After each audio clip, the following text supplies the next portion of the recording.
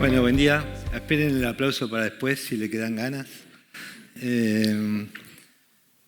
Escuchándolo a Pablo recién me surgieron un montón de palabras. Una es cambio, obviamente estamos frente a un cambio de régimen económico importante en Argentina, y también mencionó la palabra tropiezos, y sin ser previsores, justo estamos atravesando por ahí un tropiezo en el programa económico, así que me voy a dedicar a las dos cosas, un poco ver si realmente hay fundamentos y argumentos para pensar que esta vez sí es diferente y estar optimistas sobre el futuro, si es sostenible la estabilización, como dicen por ahí en el título, y ver cuáles son los desafíos que tenemos para terminar de hacerlo sostenible.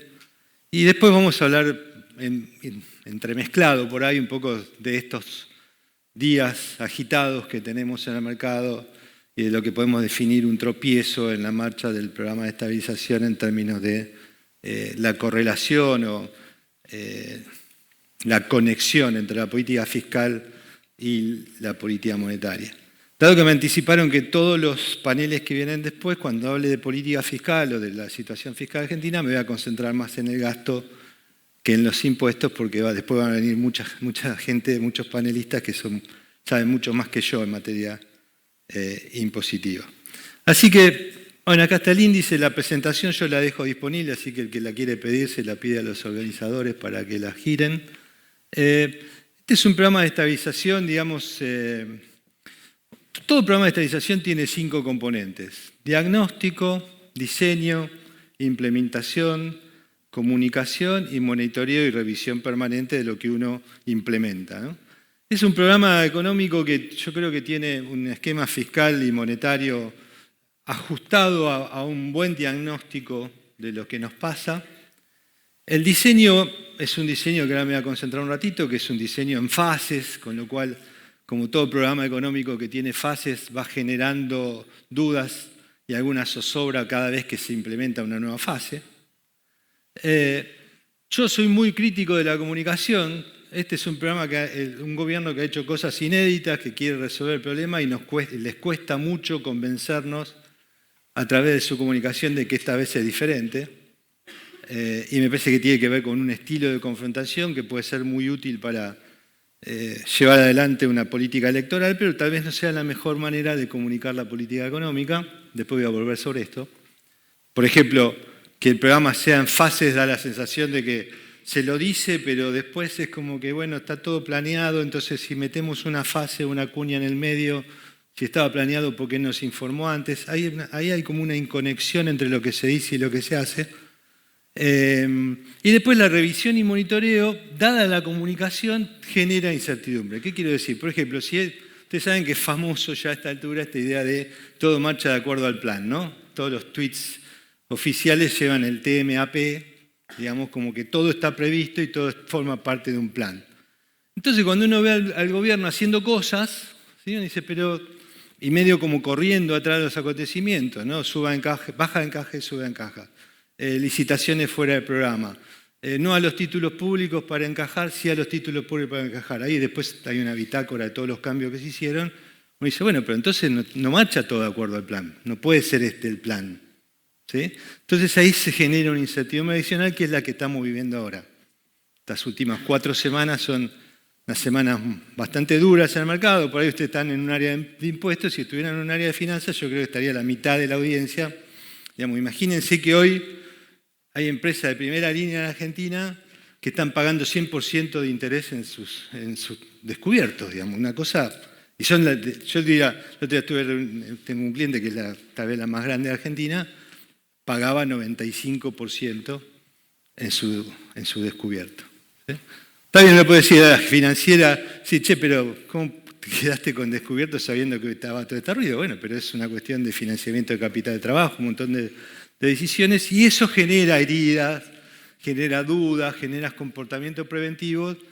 Ustedes habrán escuchado a las máximas autoridades económicas de Argentina diciendo, bueno, ahora los bancos quieren tener un colchón de liquidez, entonces tienen más liquidez que la que tendrían que tener, están dispuestos a pagar por esa liquidez. Y bueno, ese colchón, digamos, cuando uno tiene que pagar 90% de tasa, es muy costoso. Entonces uno le tiene que pegar a la situación. Y si las reglas fueran claras, si la política monetaria fuera clara, tal vez sea más previsible todo y podríamos hacer mejor nuestras cuentas y no terminar pagando ese 90 y pico % que pagan incluso las mejores empresas argentinas. Entonces estamos en ese tropiezo, yo diría, en un contexto en el cual yo diría que el gobierno y este programa económico la tiene casi servida para que esta vez sí sea diferente, ¿sí? Porque empezó por lo que no empezó ningún gobierno, que es tratar de hacer el ajuste fiscal. Y lo consiguió bastante rápido. Pero tenemos estas fases. Hoy el chiste de Twitter, para los que siguen economistas, hay economistas que dicen, bueno, cuando se arranque la fase 8, otros dicen, bueno, la fase 20 y pico, o sea, como, no digo tomándole el pelo al gobierno, pero como diciendo, bueno, ¿por qué fase vamos? Porque ya a esta altura nos perdimos, ¿sí?, de dónde están las fases. Lo que estamos seguros, yo por eso puse ahí, está claro que a partir de abril empezó esta fase 3, y acá hay una diferencia importante, y después ya le muestro los números, que hasta ahora veníamos con lo que eran, hay dos tipos de grandes planes de estabilización, los que se basan en el tipo de cambio, que fue con lo que arrancó Argentina con Milei, ¿no? El Crowley-Peck famoso al 2% mensual, después al 1%, pero eso era una estabilización que se basaba en el tipo de cambio. En la fase 3 pasamos a una estabilización totalmente distinta que se basa en la cantidad de dinero, ¿sí? Ya no es el ancla, el tipo de cambio, por más que el gobierno se esfuerce en mantenerlo lo más constante que pueda o tranquilo que pueda, hoy la cantidad de dinero es la guía de la política económica, ¿sí? Entonces, eso ya genera un cambio importante en la forma de funcionar de la macro, ¿sí? Y tal vez ese cambio no fue del todo. Yo el otro día estaba Pañi con Marcos Buscaglia, un gran economista argentino, y Marcos trataba de explicarlo, ¿no? Es decir, miren, lo que no se explicó del todo correctamente es que esto es distinto. Cuando el tipo de cambio flota, el tipo de cambio puede subir y bajar y el gobierno tiene que acostumbrarnos y demostrarnos que no pasa nada si sube o baja, ¿sí? En cambio es como que se afana por tratar de demostrar de que si se sube se preocupa y intenta que no sube y lo hace bajar, y cuando no consiguió que lo hiciera hacerlo bajar, medio como que dijo, bueno, no lo puedo hacer bajar, el Tesoro empezó a comprar dentro de la banda, empezaron a cambiar las reglas, digamos, de alguna manera. Las bandas de flotación, un tipo de cambio flotante con bandas, es una regla. Compro en el piso, vendo en el techo, ¿sí? Y eso es toda la regla, no hay que saber más nada que eso. Ahora, cuando se empezás a meter ruido adentro, que bueno, no sabemos si va a intervenir, si no va a intervenir, el Tesoro comprando, todo esto que vimos en las últimas semanas generó a mi juicio un ruido innecesario, y es lo que yo lo llamé, usando la palabra de Pablo, tropiezo, pero claramente es como que estamos en una situación en la cual no estamos tan seguros de algo que sí estábamos seguros de antes, que la estabilización estaba marchando.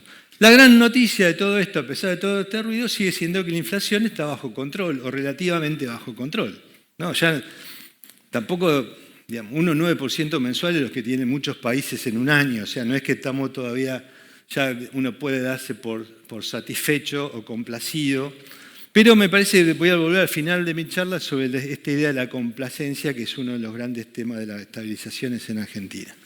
Pero básicamente la comunicación de las fases no fue eficiente, hay ruido, no sabemos muy bien cuál es la política, digamos, el ancla de la política fiscal y monetaria. Caputo el otro día dijo, tenemos una política monetaria simple, transparente y basada en reglas, y todo el mundo medio como dijo, bueno, pero eso no es así, estás cambiando todo el tiempo, no puedes decir que es simple, transparente y basada en reglas, porque recuerden, ¿por qué el mercado se toma tan a pecho esto? Porque ahora estamos en una fase donde la cantidad de dinero es el instrumento de política monetaria para desinflar. Entonces, si vos lo ves cambiando todo el tiempo, decís, bueno, ¿cómo va a funcionar esa desinflación? Ese es el gran tema que lo voy a tratar de mostrar ahora.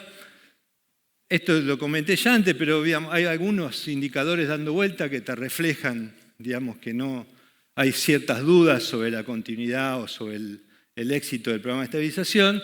El riesgo país es 1, tuvimos los mínimos hacia fin del año pasado y a partir de ahí se estabilizó. Creció un poco, ¿sí? Hasta abril se lanza la nueva fase. Fíjese que acá se ve clarito, ¿no?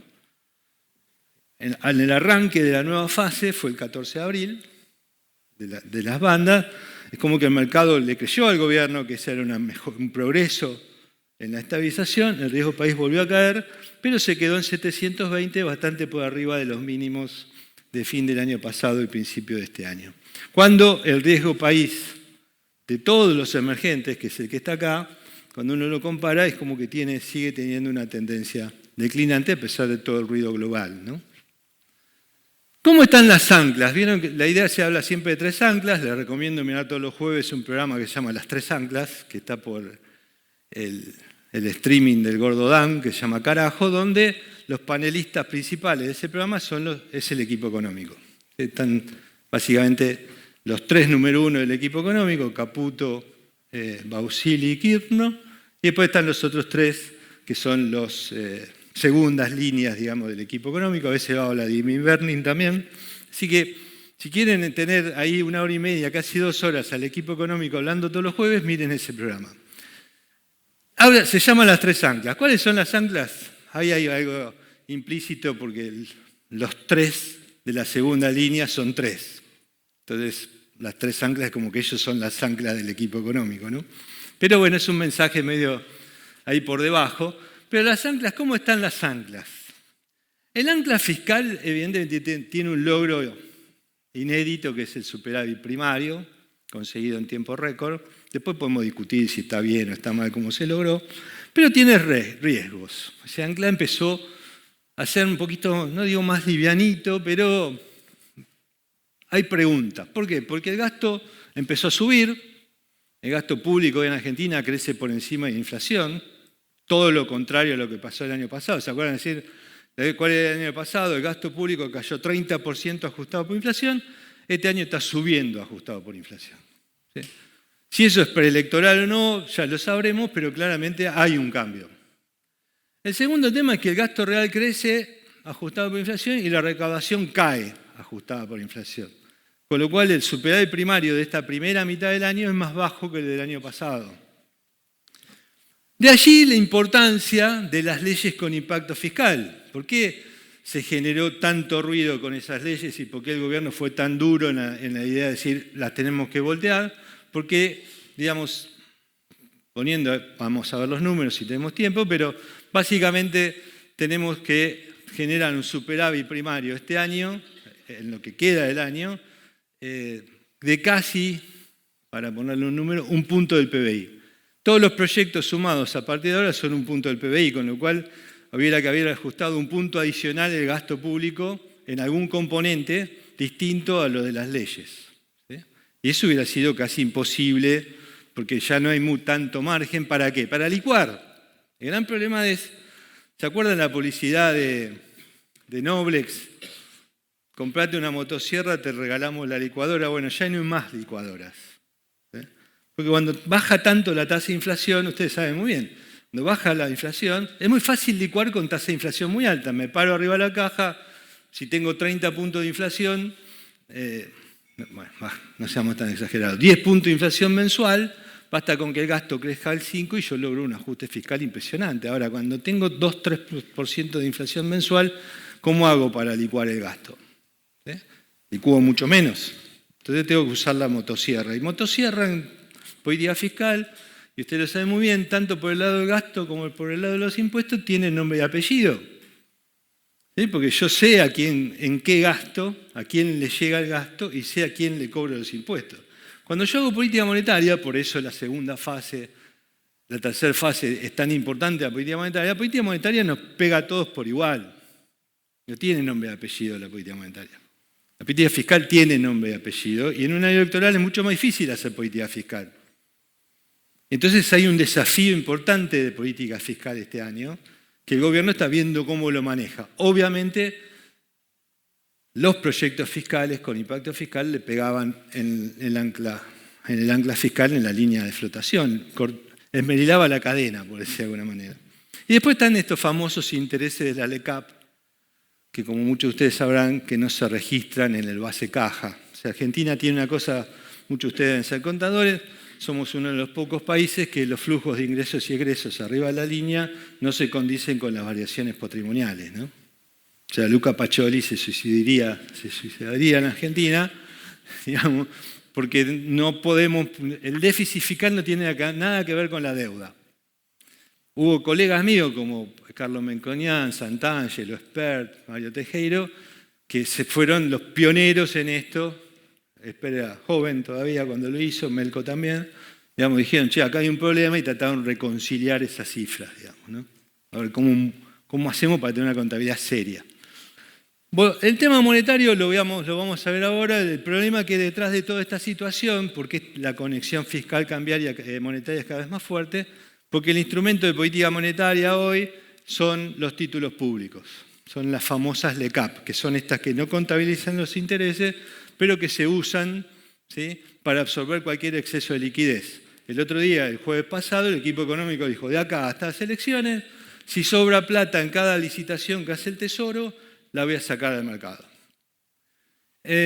Por lo tanto, lo que nos está diciendo es que la política monetaria responde a la política fiscal, porque son títulos del Tesoro. ¿Y el Tesoro qué va a hacer? ¿Va a moverse libremente en sus licitaciones o no? Entonces ahí hay toda una duda de hasta dónde la política monetaria es independiente de la fiscal y hasta dónde la política fiscal es independiente de la monetaria, y eso no es bueno. De hecho, todas estas presentaciones conjuntas que hacen Caputo sentado al lado de Bausili no son buenas. Recuerden que el 28 de diciembre del 2017 tuvimos esta famosa conferencia de prensa donde se sentaron al lado el presidente del Banco Central y el ministro de Economía y cambió la Argentina. Cuando vimos que la política monetaria estaba totalmente condicionada por el gobierno y por el Tesoro, se terminó el plan de estabilización de Macri. 28 de diciembre, el Día de los Inocentes. Me acuerdo, Longobardi me llamó el día siguiente y yo le dije, mira, me parece que lo de ayer tiene consecuencias mucho más duraderas de las que imaginábamos. Y fue así. Entonces, no es bueno eso. Y el ancla cambiaria, yo creo que estamos mucho mejor que estábamos antes. El levantamiento del cepo muy parcial, porque se levantó solo para las personas humanas, las empresas siguen encepadas, y la banda de flotación es mejor que el crawling peg que teníamos antes. El riesgo es que no hay reservas y el gobierno sigue teniendo lo que llama la literatura, no lo inventé yo, miedo a flotar, ¿no? O sea, y los argentinos es como que no nos acostumbramos del todo y es lógico que el gobierno tenga miedo a flotar. Como diciendo, si flotamos demasiado, sobre todo si es para arriba, mejor metámosles mano.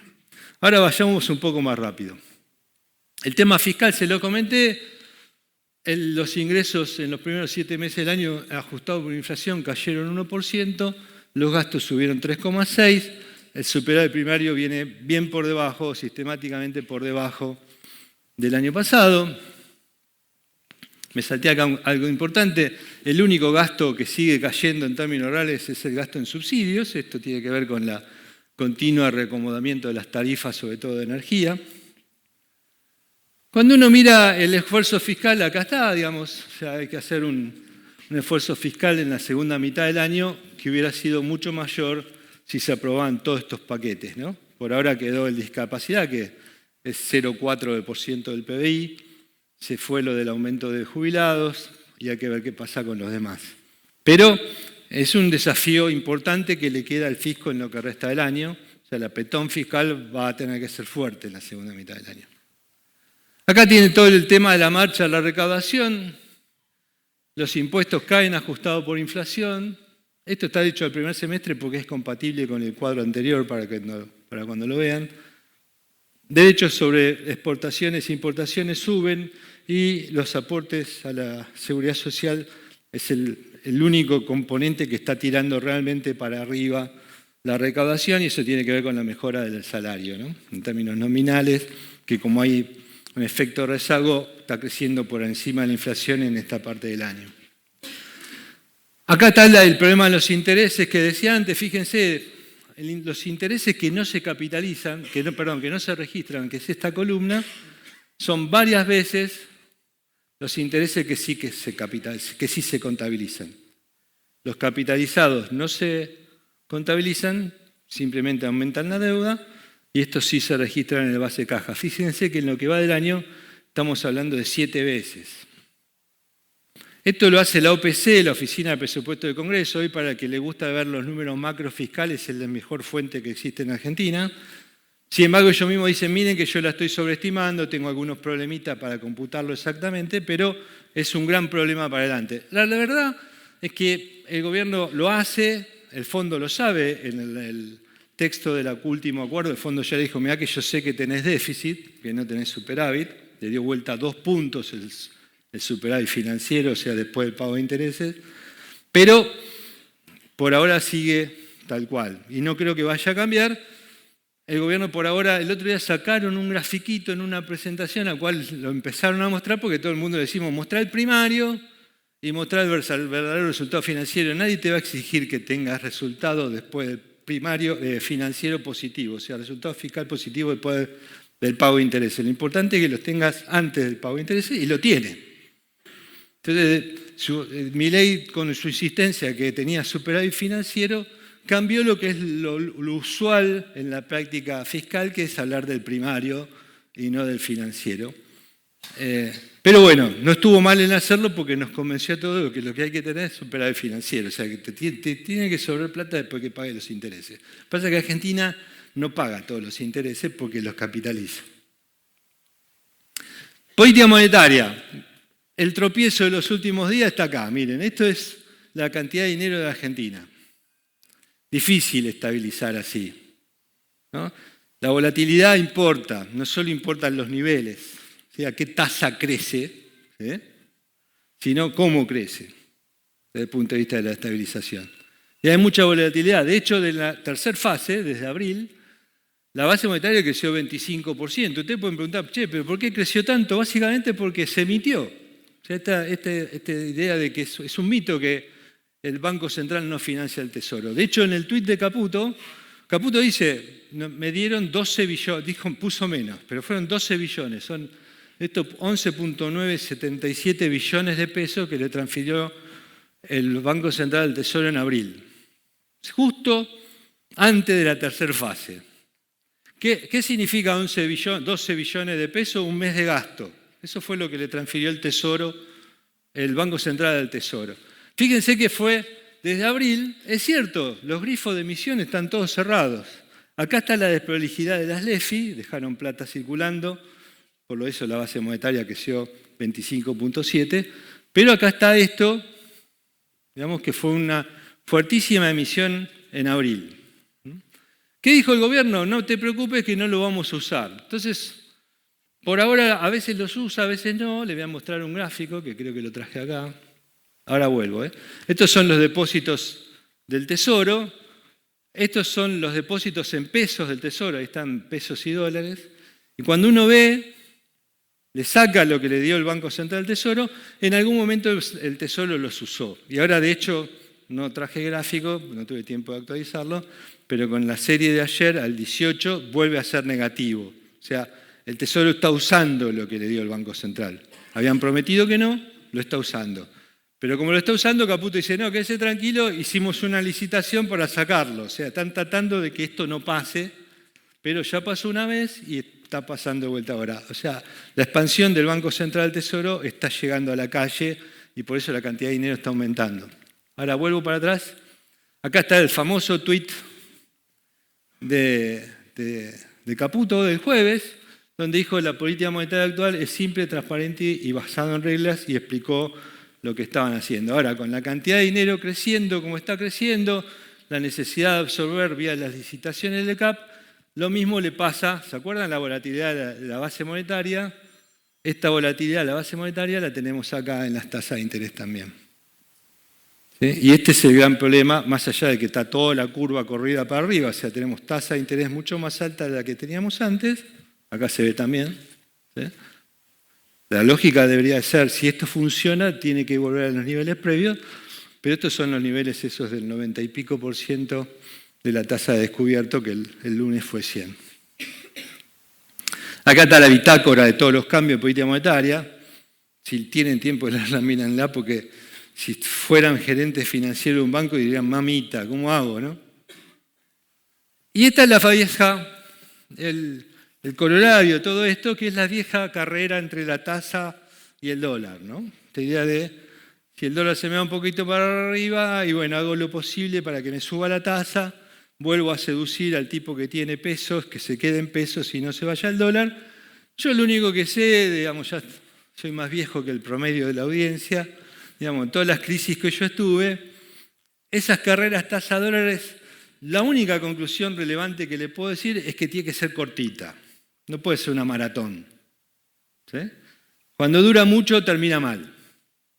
Vos durante algún tiempo podés acomodar el mercado del dólar con tasa en pesos, pero no dura mucho. ¿Qué hay detrás de eso? Hay una vieja condición de intereses, si alguno cursó algunas materias de economía lo recordarán, que dicen que el rendimiento de un activo en pesos tiene que ser igual al rendimiento del activo del dólar más la tasa esperada de depreciación. Si esto sube, y la tasa de interés internacional o sobre dólares no cambia, y sube la expectativa de valoración, tiene que subir la tasa en pesos. Eso es... Gracias. Estoy terminando ya. Entonces, tenemos esa situación, digamos, difícil de ver hasta dónde la tasa puede controlar al dólar. Acá está la banda, cómo se movió. Fíjense que se logró, ¿no? La tasa subió y el dólar bajó. O sea, la carrera esta la está ganando la tasa por ahora. Caputo el otro día lo hizo bastante hincapié.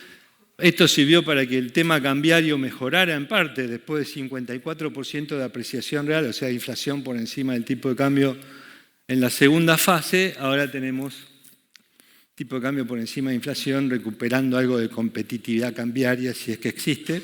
¿Sí? Una nota de color: si hoy pusiéramos el dólar en los 800 pesos de Caputo y Milei de diciembre del 23, ese nivel es 1.977 pesos. Entonces uno dice, no, mirá, Caputo tiene razón, dijo, yo lo puse en 800, pero sabía que lo estaba poniendo muy caro, entonces no tiene que ser hoy 1.900, pero da la sensación que 1.200 también nos quedamos cortos, o 1.300 cortos. ¿Por qué? Porque las reservas netas siguen siendo, bien con las medidas del Banco del Fondo Monetario, son menos 8.300, como las medimos en Argentina, son 900, ¿sí? O sea, estamos ahí. No son los niveles que eran en algún momento pre-acuerdo con el fondo, pero básicamente todas las reservas extra que tenemos ahora son producto del financiamiento del fondo. No vino muchos dólares por el plan colchón. Fíjense que los depósitos en dólares, que se suponía que iban a crecer y le iban a aportar reservas al Banco Central, solo crecieron desde el anuncio del plan colchón 1.500 millones de dólares y no vuelven al pico anterior. O sea, eso no aporta. La balanza comercial mejoró un poco ahora en el último dato, no está ahí, pero julio dio positivo, otros 900 millones más, la mitad de lo del año pasado, pero las Expo vienen creciendo 10% interanual, las Impo 35%, y cuando uno mira y compara lo que pasaba a esta altura del año pasado, teníamos un saldo comercial de 10.700 millones positivos, hoy tenemos 2.800, o sea, tampoco la balanza comercial te da muchos dólares. Dólares por ahora han venido solo del endeudamiento con el fondo. Ya para terminar, bueno, acá tienen todo el tema del perfil de vencimientos, cuánto vence deuda, inflación. Como decía antes, lo más importante es la núcleo. Fíjense que la tendencia declinante de la núcleo continúa, dio 1,5, dio por debajo del promedio en la última medición. Eso es lo que tienen que mirar siempre, si la núcleo está arriba o abajo del promedio, es clave, estuvo por debajo. O sea, el proceso de desinflación sigue. Ahí tienen todos los datos. ¿Y dónde está la actividad económica? Para terminar, cosa que a ustedes les importe mucho, salieron ayer los datos, así está con el dato de el anteúltimo dato. La actividad económica en julio cayó, por lo tanto, esta serie de acá arriba, ¿sí? Acá junio estuvo acá abajo, y si uno lo mira bien, se nota cierto amesetamiento, ¿no? Es como que la economía argentina desde el segundo trimestre del año dejó de crecer, más o menos justo cuando se lanza la tercera fase. Y la tercera fase tiene todo este ruido monetario, complicaciones fiscales y una actividad económica que debe ser una B corta se transformó en una raíz cuadrada, ¿sí? Donde, si uno lo mira bien, veníamos muy bien, saliendo muy rápido y nos quedamos, ¿sí? Esto es comparando la crisis actual o la recesión 2023-2024 con otras recesiones previas. A nivel industrial se nota mucho más, ¿no? El tema con la industria, ¿cuál es? Que la industria es urbana, conurbana o suburbana en los principales aglomerados urbanos y es un foco de generación de la opinión pública urbana, ¿no? Entonces tenemos la industria planchada, la construcción planchada y la actividad económica que responde a una tremenda dispersión sectorial. Ahí están todos los sectores de la economía argentina con diferencias notables entre los que crecen y los que no crecen. ¿Cuáles son los que están más abajo? Industria, comercio y construcción, que son estos sectores que definen un poco la opinión pública urbana y condicionan un poco la política, ¿no? Así que tenemos una tercera fase que era la fase de consolidación del programa, que por ahora está tropezando. Quiero terminar con esto. Esto es un poco la marcha de los salarios. Hay un tema muy importante acá. Milei tiene razón, el salario creció por encima de la inflación, está casi igual que en noviembre, creció en dólares, los precios en dólares también crecieron igual que los salarios en dólares, pero cuando uno ajusta el salario por lo que no le podemos escapar, los gastos que no le podemos escapar, que son alquiler, expensas, salud, medicina prepaga, teléfono, luz, gas, internet, uno hace el ajuste, el ingreso disponible cae mucho. Fíjense que el ingreso disponible no solo no se recupera a los niveles previos, sino que sigue cayendo. ¿Sí? Entonces, la capacidad de consumo de ese ingreso es cada vez menor. Lo que me queda después de que pagué todo lo que no tengo otras cosas, y los contadores, ¿no? Obviamente que hay que pagarle, no, una vez que le pagué a todo lo que le tengo que pagar, me quedo sin aire, sin resto. ¿Sí? Y eso es un poco lo que está determinando el consumo masivo. Ahora, termino con esto. Le dije, ¿tenemos la posibilidad de que esta vez sea diferente? Sí. ¿Sí?